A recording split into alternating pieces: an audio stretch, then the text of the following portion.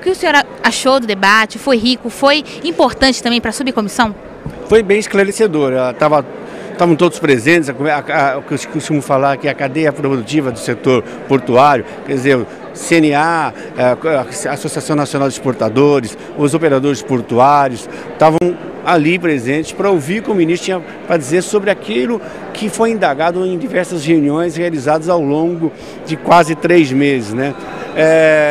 Nós tivemos aí uma posição clara do ministro dos investimentos que estão sendo feitos em diversos portos, das dificuldades que ele está tendo com as liberações ambientais, do fluxo de caixa que não vem acontecendo na celeridade que ele esperava automaticamente. Isso tem retardado os investimentos do PAC e isso vai criar gargalos no setor portuário, como também se posicionou claramente sobre alguns assuntos específicos, principalmente em relação à questão da cabotagem no país, que precisa ser incrementada, precisa haver incentivos fiscal para o combustível, porque na realidade nós sabemos que os navios de bandeira nacional não têm o mesmo tratamento que os navios de bandeiras internacionais, automaticamente custa muito mais para operar e aí ele se inviabiliza como frete num país que tem uma matriz errada, que é 60% de transporte rodoviário, quando devia ter 1/3 de cada modal. Ele reconhece isso e precisa inverter numa velocidade maior. Como também reconhece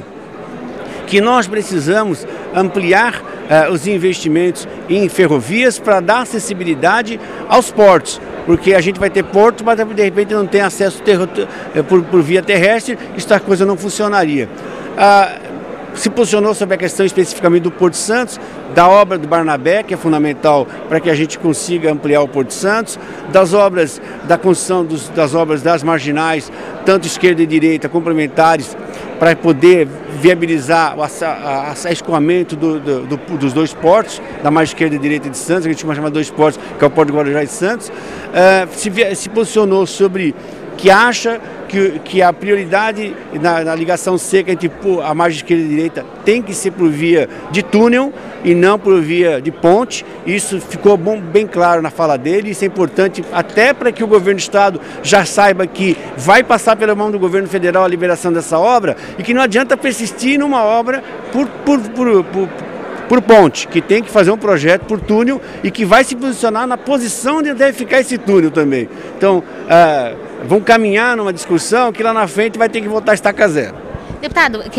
durante a reunião a gente percebeu e ouviu os outros parlamentares falando muito o quanto foi importante toda a discussão na comissão, mas também nos ministérios, que hoje o governo federal conseguiu olhar e enxergar o quanto é importante ver esses portos crescerem, inclusive para a economia do Brasil. Como presidente da subcomissão, o senhor pode fazer um relatório e uma retrospectiva de todo o trabalho da subcomissão rapidamente e como que foi, é realmente gratificante e tem muita coisa para acontecer o ano que vem? Sim, nós fizemos diversas audiências ao longo de um período, ouvimos cada segmento envolvido com a atividade portuária, os operadores de portos privados, os operadores de terminais públicos, operadores de terminais mistos, ouvimos o segmento que opera dentro do porto do governo, a Anvisa, a Receita Federal, ouvimos o pessoal que administra as hidrovias por parte do Ministério dos Transportes,